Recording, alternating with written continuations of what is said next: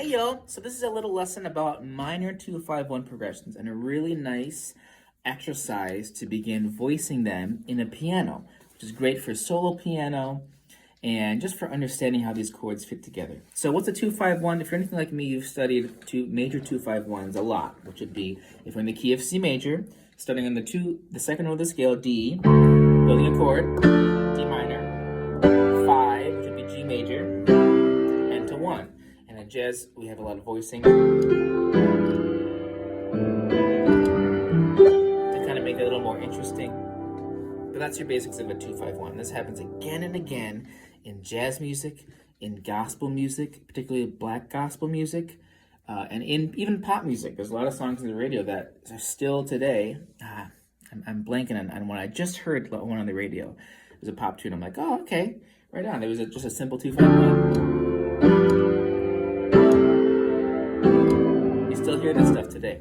But if you're anything like me, you've avoided really learning about minor 2-5-1s, which is the same concept but applied to a minor key.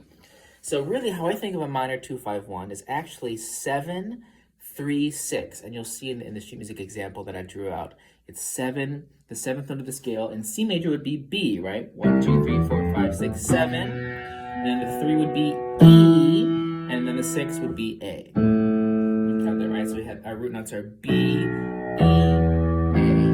this is our major key, we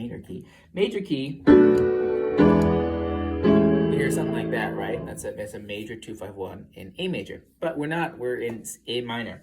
So thinking of the C major scale and going to the relative minor, I'm thinking of the 7th scale degree, which would be B. If I build a chord off that, I get B half diminished 7, also known as B minor 7 flat 5, as jazz people call it. Same notes, same function. And then if I build a chord off of E, I get E minor 7, but I'm going to raise that G to a G sharp, which creates a leading tone, our dominant chord, that's going to lead into our A minor like this.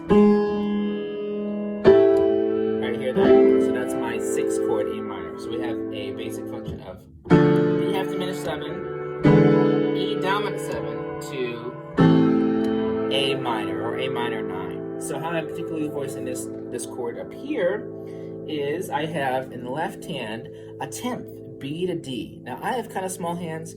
I can reach all minor 10ths okay, even the white keys, although I can't do it very fast. So if you can't do that, you might want to try rolling these. I'll show you another substitution in a second too. But we can do a 10th in the left hand. We're going to space out that first third. This is a really common thing in the left hand because you don't want the bass notes to be bunched up. So I'm going to spread out a 10th of my B and D in the 7th chord, and then the major 3 chord, the dominant 3 chord, is just E and D, and another 10th here on A and C above it. So that's my A minor chord. And now you can check out the sheet music for the rest of the voicings. 3 notes in the right hand, so 2 notes in the left, 3 in the right. And right there we have a minor 9 chord. That's our 9th right there, that B right above A.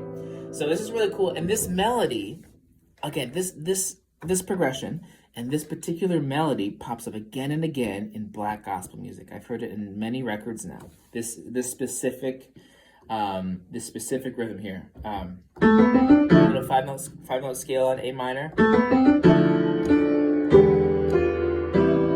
You hear that constantly, and I'm like, and I never quite worked it out in all 12 keys, and so it always was a struggle every time I have to play it in church and stuff like that. This is a great line because it introduces you to a little bit of a minor melody there, but also an altered melody. We call it an altered melody up here in the pinky, coming down to the 5th of A minor. Why is it altered? Because we're using altered tones. So if this is my E major 7 chord, I have what's called a sharp 9. So the 9th really, this is where it can get confusing. I'm thinking chord by chord right now, not thinking in terms of key. If I were to think of the 9th above E, it's actually F sharp. Right? If we were in the key of A major, E, F would be sharp in the key of A, right? So this is where people get really confused. But here's my E minor, E major, E dominant chord right here. If I take that F sharp and raise it up, I get F double sharp. Same note as G, but we're going to think of it as F double sharp. All right, that's my sharp 9. Then I'm going to go to my flat 9. So instead of playing F sharp, I'm going to play F natural. So F double sharp, and that leads me back down to E. Now, for simplicity and for ease of reading, we're actually we're not in the key of A. So it's okay for me to call this G major G natural F natural to E, like this. And I prefer to do it that way because what I want to think about this is all of these notes are native to the key of C major, except for that leading tone G sharp. But it sounds really spicy, but it's only the notes that exist already in C major.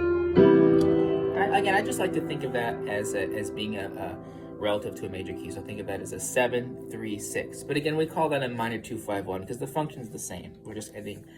It's a minor cadence. So really important. Hope this makes sense. I would practice this in all 12 keys. And I start off with a 6-9 chord, meaning I have a 10th in the left hand, but in the right hand I have the 6th or the 13th, same thing, 9th, D, and then a 5th up there. I like that voicing. It even works up here in B. I wouldn't play it down here, but I could play it up here.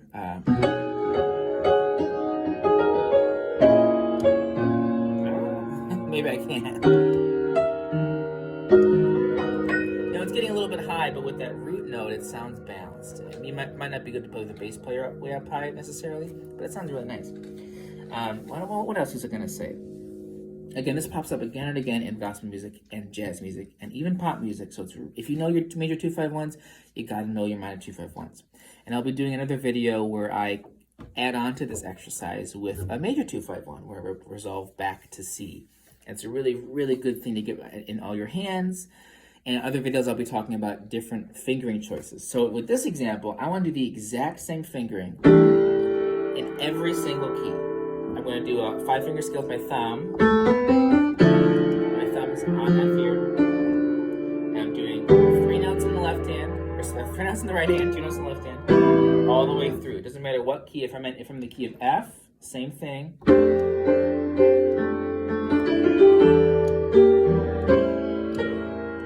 I do that, I'm thinking of solid wrist strokes, wrist action strokes for all those chords. It's making them sound nice and balanced. See that?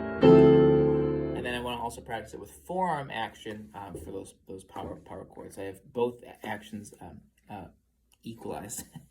All right, I'm going to wrap up this. It's always so much longer than I mean for it to be. That's an introduction to a minor 2-5-1 voicing, specifically for solo piano with those roots in the pinky. Hope you enjoy.